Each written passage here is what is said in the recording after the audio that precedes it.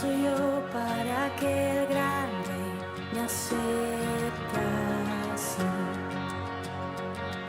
Me encontró en mi perdición su amor por mí, oh, su amor por mí. Libre soy en él, libre en verdad, soy hijo de Dios, sí lo soy. Libre soy, él me rescató, su gracia en mí. Aun siendo yo pecador, él murió por mí. Él murió por mí. Libre soy en él, libre en verdad, soy hijo de Dios, sí lo soy. En tu casa, Dios, sitio hay para mí. Soy hijo de Dios, sí lo soy. Escogido, perdonado, yo soy quien dices que soy. Vas conmigo a mi lado, yo soy quien dices que soy. Escogido, perdonado, yo soy quien dices que soy. Vas conmigo a mi lado, yo soy quien dices que soy. Yo soy quien dices que soy. Libre soy en él, libre en verdad, soy hijo de Dios, sí lo soy. En tu casa, Dios, sitio hay para mí. Soy hijo de Dios, sí lo soy. En tu casa, Dios, sitio hay para mí. Soy hijo de Dios, sí lo soy.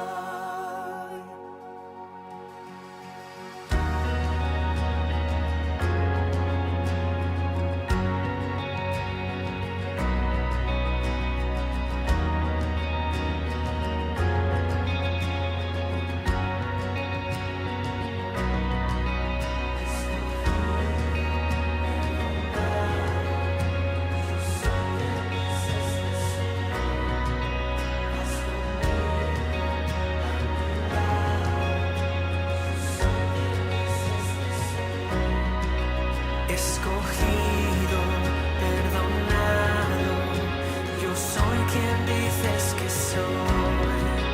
Vas conmigo a mi lado, yo soy quien dices que soy. Escogido, perdonado, yo soy quien dices que soy. Vas conmigo a mi lado, yo soy quien dices que soy. Escogido, perdonado, yo soy quien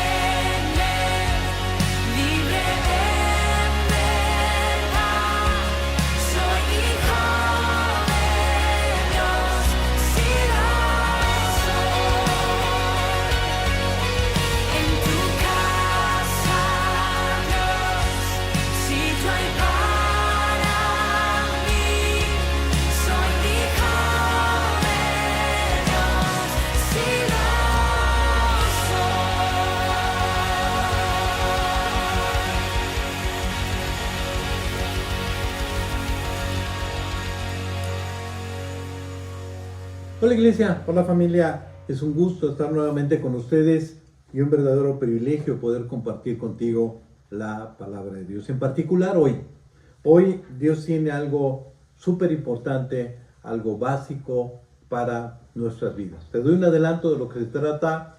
Hoy vamos a hablar de la razón por la cual muchos creyentes ya no siguen a Dios. Vamos a hablar del por qué muchas vidas están estancadas espiritualmente. Vamos a hablar del por qué, si Dios nos dice en su palabra que Él tiene una vida plena y abundante para nosotros, ¿por qué muchas veces no es una realidad en nuestras vidas? Vamos a hablar de por qué en lugar de estar apasionados por Dios, agradecidos, sabiéndonos amados por Él, ¿por qué esto no pasa en nosotros? Y como ves, el tema es súper importante, así es que vamos a abrir nuestras Biblias, vamos a tomar algo con que apuntar y sobre todo vamos a disponer nuestros ojos, nuestros oídos, nuestra mente y nuestro corazón a escuchar lo que Dios con tanto amor, con tanto cuidado ha preparado el día de hoy para nosotros. Escucha a Dios, no me escuches a mí. Y déjame empezar con esto. Cuando yo abro la Biblia y empiezo a ver las primeras hojas en el libro de Génesis, yo leo que Dios creó a Adán y a Eva, la primera pareja. Y a ellos Dios les da una instrucción y les dice, pueden comer de todos los árboles que hay, solamente de este árbol no. El día que me desobedezcas va a haber consecuencias. ¿Y sabes cuántas clases de árboles existen? Se calcula que 73.300 clases de árboles. Y Dios les dice, Adán, Eva, pueden comer de 72.299 de estos árboles, menos de este. Porque si me desobedeces va a haber consecuencias. Y tú y yo sabemos lo que pasó ese día. Adán y Eva se separaron de Dios, murieron espiritualmente. Se cumplió lo que Dios les había advertido. Hubo consecuencias. No mataron, no secuestraron, no mintieron, no robaron. Solo desobedecieron a Dios una sola vez. Y hubo consecuencias. El caos en el que ahora vivimos es consecuencia de eso que pasó en el Edén. Ahora, ¿por qué inicio con esto? Mira, estaba viendo las noticias y una en particular me llamó la atención. El caso de una persona que violó la ley, que cometió un delito. Y mostraban su expediente, eran miles y miles de hojas. Imagínate leerlas, pobre juez, qué flojera. Pero también me puse a pensar en mi vida, porque la orden que Dios le dio a Adán y a Eva, de no me desobedezcas, también es para ti y para mí. No me desobedezcas, no peques, porque va a haber consecuencias. Y el pecado se nos hace tan común, tan cotidiano, que cuando pensamos en un tiempo sin pecar, un mes sin pecar, se nos hace imposible, una semana sin pecar, imposible, un día sin pecar, imposible. ¿Cuántas veces he desobedecido a Dios? ¿Cuántos pecados he cometido? Mi expediente debe ser terrible, enorme, un acta, la deuda enorme. Y no me gusta pensar en esto. Pero el tema que Dios nos va a hablar el día de hoy tiene que ver con esto. Te hablé al inicio de que muchos creyentes están estancados, cristianos estancados como sin gasolina, para que me entiendas. Muchos lejos de Dios, muchos sin vivir esa vida abundante que Dios promete, muchos practicando una religión, la religión cristiana, cumpliendo, haciendo, hablando, pero sin pasión hacia Dios, sin gratitud, sin amor hacia Dios. La pregunta es, ¿querrá Dios eso? ¿Planeó Dios eso? Porque aquí en la Biblia Dios dice otra cosa. Ahora entonces, ¿qué nos falta? ¿Qué estamos haciendo mal? ¿Qué no estamos haciendo? ¿Qué te parece si se lo preguntamos a Dios y oramos? Y le decimos a Dios que Él nos explique, que nos diga qué nos falta, qué estamos haciendo mal, porque el porqué del estancamiento, de la falta de esa vida abundante, de la falta de pasión.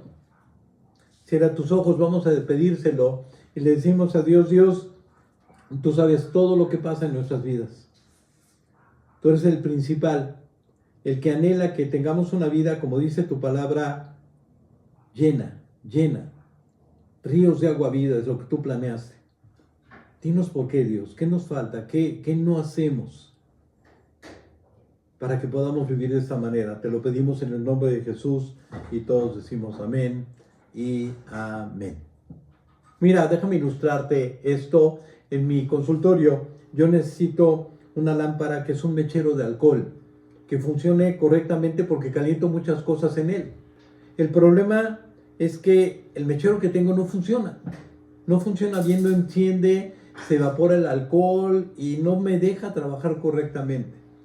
Eso pasa exactamente en la vida de muchos creyentes, como que no encienden, como que algo falta.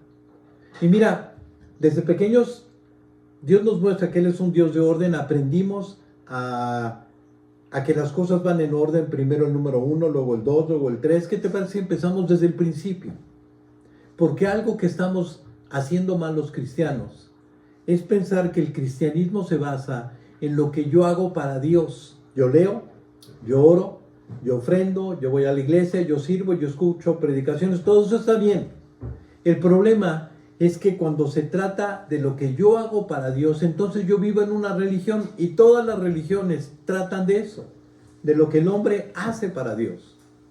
Y una religión no es lo que Dios planeó, eso no quiere Dios, no ofrece Dios. Una religión no llena el corazón ni cambia a nadie. Y esa es la causa de tantos estancados, alejados y vidas a medias. Esa es la causa.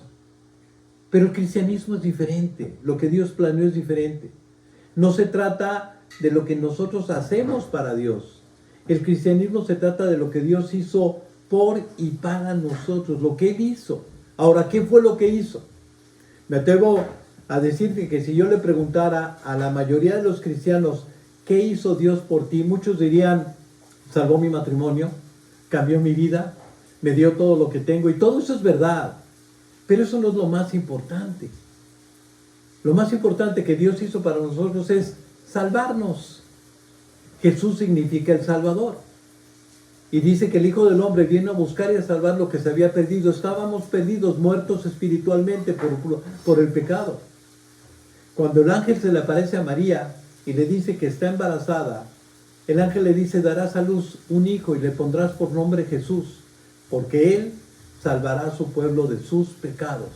Sí, salvó mi matrimonio. Sí, tengo una familia increíble. Sí, me provee, me cuida, me ama. Pero lo más importante es que Él me salvó. Pagó mis pecados, pagó mi deuda. Eso es lo más importante. Y mira, entender que lo más importante que me ha pasado es que Jesús me haya salvado es vital. A lo mejor tú me dices, oye, eso es obvio, pero no te estoy hablando de saber que Jesús me salvó, te estoy hablando de vivir esto. Porque mientras la salvación no sea lo más importante que nos ha pasado, la vida cristiana no va a funcionar. ¿Sabes? Nos hemos equivocado tratando de vivir la vida cristiana sin tener esto como lo más importante. Sí, mira, no es que no me haya divorciado, no es que mi familia, no es que me dé de comer, no es que me cuide, etcétera, etcétera. Todo eso es padrísimo. Pero eso no es lo más importante. Lo más importante que Dios ha hecho por mí es amarme, es perdonarme, es salvarme. Y ese es el título de este mensaje. Es común que una relación se deteriore por lejanía, por descuido, por falta de trabajo, por monotonía, por costumbre, por falta de aprecio. El amor se va enfriando. Y una de las cosas más graves que destruyen una relación es la costumbre. Y la vida cristiana no es la excepción. No podemos acostumbrarnos a ser creyentes, a ser cristianos. No podemos acostumbrarnos a que Él nos salvó. Y mira, en este planeta hay 3 tipos de personas. La primera, los que no saben que Dios los ama. La segunda, los que ya se acostumbraron a ese amor. Y tercera, las que viven sabiéndose amados y agradecidos. ¿En cuál grupo estás tú? Porque lo más maravilloso y lo más valioso que le puede pasar a un creyente es haber sido salvado. Y si no lo vemos así, si esto no es parte de nuestras vidas, entonces regresemos a Dios, porque el diablo nos ha robado lo más importante. Dice en el Evangelio de Mateo que el reino de los cielos es como un tesoro que encuentra un hombre en un campo, va y vende todo para comprar ese terreno porque es un tesoro. Y mientras esto, el haber sido perdonado, el haber sido amado, no sea lo más importante, el diablo se encargará de que todo lo demás sea importante y esto vaya perdiendo brillo. Que mi familia, que mi sustento, que mi trabajo, que mi salud, que mi futuro sean lo más importantes, porque Él es hábil, Él es astuto. Y si el haber sido salvado no es lo que predomina en mi mente como lo más importante en la escala de prioridades, entonces Él llenará mi mente, mi corazón, mi vida para vivir por todo lo demás, y lo demás será lo más importante. Y es que mira, saber que he sido amado, saber que he sido perdonado, saber el costo de mi salvación, haber sido salvado, no es algo que favorezca a Dios, es algo que me hace muy bien a mí, es algo que me beneficia a mí, produce gratitud, produce amor a Dios. Esto llena mi mente, mi corazón y mi vida. Te lo repito, creer que haber sido salvado es lo más importante que me ha pasado tiene un efecto maravilloso en mi vida, y lo contrario también es cierto. No vivir de esta forma afecta mi vida. Por ejemplo, una persona que se sabe amada y perdonada por Dios se sabe confiada en el amor de Dios. Y una persona que no, vive preocupada pensando en sus necesidades nada más. Una persona amada y confiada en el amor de Dios y en el perdón de Dios, cuando busca a Dios solamente le da gracias y da más gracias que pedirle a Dios. En tanto que una persona que no lo hace solamente se la pasa pidiendo y pidiendo y pidiendo a Dios. El primero disfruta la vida, el segundo no. El primero habla de un Dios poderoso, del amor y del cuidado de Dios. El segundo habla de sus problemas. El primero tiene un Dios enorme, el segundo tiene un Diosito. ¿Sabes? Meditar en el amor de Dios, meditar en el perdón de Dios, hace y produce que agradezcamos y que amemos a Dios. Y Dios le reclama a una iglesia en el libro de Apocalipsis por no amarlo. Una iglesia que tenía una doctrina correcta, llena de actividad, una iglesia que servía a Dios, pero en el cual Dios no es lo más importante. Y Dios le reclama y le dice: tengo contra ti que no soy lo más importante, yo no soy tu primer amor. Y tal vez para nosotros eso no se nos haga de mucha importancia, pero para Dios es de vital importancia, porque el más grande de los pecados, el más grande de los mandamientos es que Dios sea lo primero. Amarás al Señor tu Dios con todo tu corazón, con toda tu mente, con toda tu alma, con todas tus fuerzas. Dice Dios: yo quiero ser lo más importante para ti. Por tanto, el más grande de los pecados es no hacerlo. Y Dios le dice a esta iglesia: ¿sabes qué? Recuerda por tanto de dónde has caído y arrepiéntete y regresa, haz las primeras obras. ¿Por qué te digo esto? Porque mira, si el haber sido amado por Dios y perdonado no es lo más importante en nuestras vidas, la vida cristiana que viviremos no será la que Dios planeó. Y aquí en la Biblia, Dios nos pone un ejemplo precioso de una mujer que encontró el perdón de Dios, el amor de Dios, y cuya salvación había sido lo más importante, y esto dominaba su mente y dominaba su vida. Está en el Evangelio de Lucas, y empieza el pasaje diciendo que había en una ciudad una mujer que era pecadora. La conocían todos como pecadora. Y cuando se enteró de que Jesús, el que la perdonó, el que la salvó, el que la había amado tanto, que había llegado a su vida para perdonar sus pecados por medio de su amor, cuando se enteró de que Jesús llegó a ese lugar, entonces fue corriendo a ese lugar.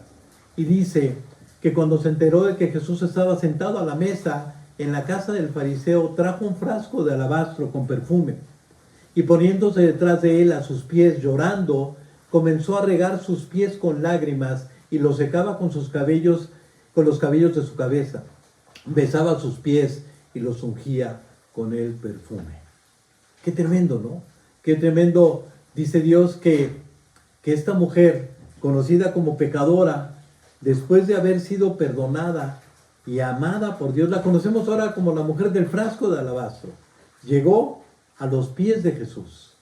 Llegó a llorar. Dice, poniéndose detrás de él a sus pies lloraba y comenzó a regar con sus lágrimas los pies de Jesús. ¿Sabes cuántas lágrimas se necesitan para regar unos pies?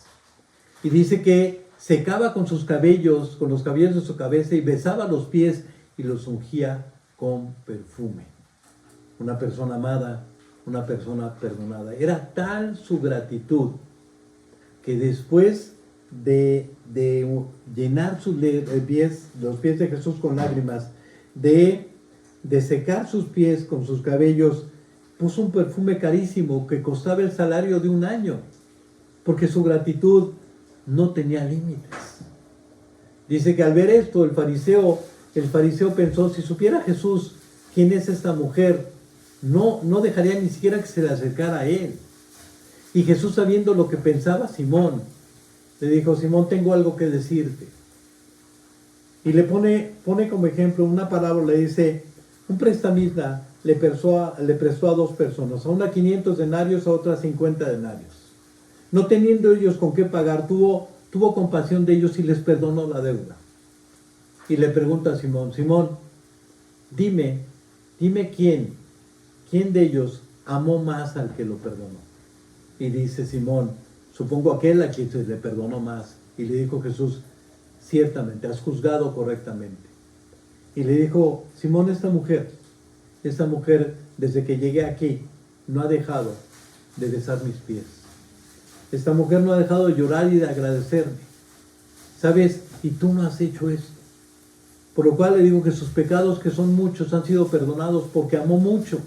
Y a quien poco se le perdonó, poco ama. Y sabes, la gente no estaba de acuerdo con que esta mujer virtiera ese perfume a los pies de Jesús. Se les decía una exageración. Pero Jesús dijo, esta mujer hizo lo correcto.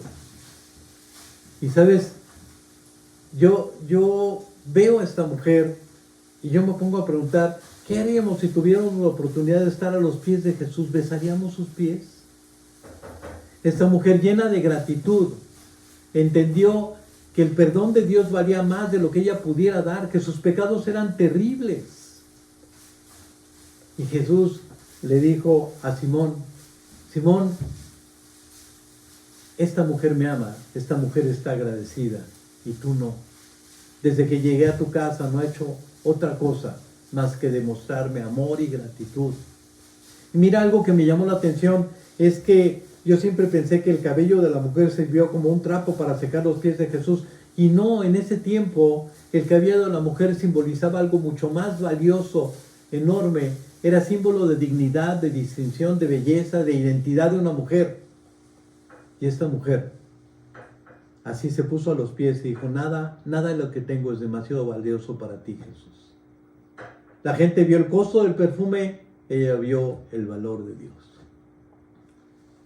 Y le dijo, mujer, tus pecados han sido perdonados. Ahora yo te pregunto, y yo me pregunto, ¿hemos pensado en la deuda tan grande que Dios nos perdonó? ¿Hemos pensado en el dolor y en la humillación y quién fue el que pagó el costo de nuestra salvación? ¿Somos agradecidos? ¿Cuántas gracias debo de dar por haber quitado las consecuencias de mi pecado? ¿Qué tan grande fue la deuda que Jesús me perdonó? ¿Hemos pensado en esto? Ahora, ¿cómo le hago? Yo veo a esta mujer y digo, Dios, yo no soy así, pero quiero ser como esta mujer. ¿Qué tengo que hacer? ¿Cómo le hago para hacer esto? Para que esa salvación llene mi mente y mi corazón y sea lo más importante que me ha pasado, que no haya otra cosa más importante. Dios aquí en su palabra nos dice cómo. Y nos dice, medita en mi palabra. Nunca se apartará de tu boca este libro de la ley, sino que de día y de noche todo el tiempo medita en lo que yo te digo y obedécelo.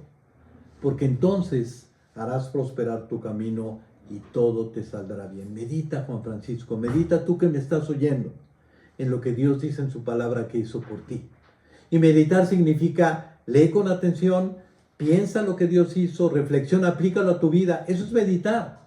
Y es algo que no hemos hecho. ¿Meditar en qué? ¿En qué es la salvación? ¿Por qué me salvaron? ¿Quién me salvó? ¿Qué hizo Dios? ¿Cuál fue el costo que pagó? ¿Qué significa ser salvado? Lee, piensa, reflexiona, aplícalo a tu vida. Y cuando hacemos esto, cuando meditamos en que hemos sido amados y perdonados, esto produce gratitud y amor por Dios. Mira, esto tiene el poder de cambiarnos. Y te decía, no, esto no es para Dios, es para nosotros. Te voy a leer algunos versículos para que meditemos en ellos un momento. Por ejemplo, uno que conocemos mucho. Porque de tal manera nos amó Dios. De tal manera te amó y me amó Dios, que fue capaz de dar a su Hijo para que todo aquel que en él cree no se pierda y tenga vida eterna. Te amé tanto, dice Dios, que fui capaz de dar lo más valioso que yo tenía, a Jesús mismo, por salvarte. Tremendo, ¿no crees? Otro versículo donde Dios nos dice, en una versión dice, con amor eterno te he amado. Esta versión dice, siempre te he amado, siempre he sido fiel. Por eso nunca dejaré de tratarte con bondad. Siempre, siempre te he amado y te amaré. ¡Wow! ¡Qué increíble! Otro versículo dice, estoy convencido de que nadie me separará del amor de Dios. Nadie. Ni la muerte, ni la vida, ni los problemas, ni los demonios, ni el mismo infierno me separará del amor de Dios. ¿Por qué no meditar en esto? ¿Por qué no meditar en el perdón completo de Dios? Que nos dice, yo soy el que borro tus rebeliones por amor de mí mismo y no me acordaré de tus pecados. Cuando yo pienso en el perdón completo y medito en esto, produce gratitud, adiós a la culpa, confianza, me puedo acercar a Él. El que no escatimó ni a su propio Hijo, sino que lo entregó por todos nosotros, ¿cómo no nos dará con Él todas las cosas? Si fui capaz de dar a mi Hijo por ti, te aseguro que te daré todo lo que necesitas. Y uno más, este me voló la cabeza. En el cielo todos vamos a tener cuerpos perfectos, pero habrá uno con cicatrices en las manos y en el costado. Y a Él cuando le preguntemos, ¿qué heridas son estas en tus manos? Él nos responderá, con ellas fue herido en casa de mis amigos. ¿Cómo ves? Ver las heridas de Jesús en el cielo solamente nos recordarán que estamos ahí por Él. Y caeremos de rodillas dando gracias. ¿Por qué esperar a estar en el cielo y no hacerlo desde ahorita? Y mira, meditar es exactamente lo que nos hace falta. Meditar en el amor de Dios, meditar en el perdón de Dios. Y esto producirá la vida que tanto anhelamos tener. Gratitud, pasión por Dios, confianza en Dios, llenarme de su amor. Eso nos va a sacar del estancamiento. Eso nos va a sacar de la falta de pasión, de esa vida mediocre. Meditar en el amor de Dios y en el perdón de Dios. No perdamos más tiempo, amigo. Hagámoslo. Él nos amó. Él nos perdonó. Él dio todo por nosotros. Meditemos en eso. Y esto cambiará nuestra vida. Que Dios te bendiga. Nos vemos la próxima. Dios, sitio hay para mí, soy hijo.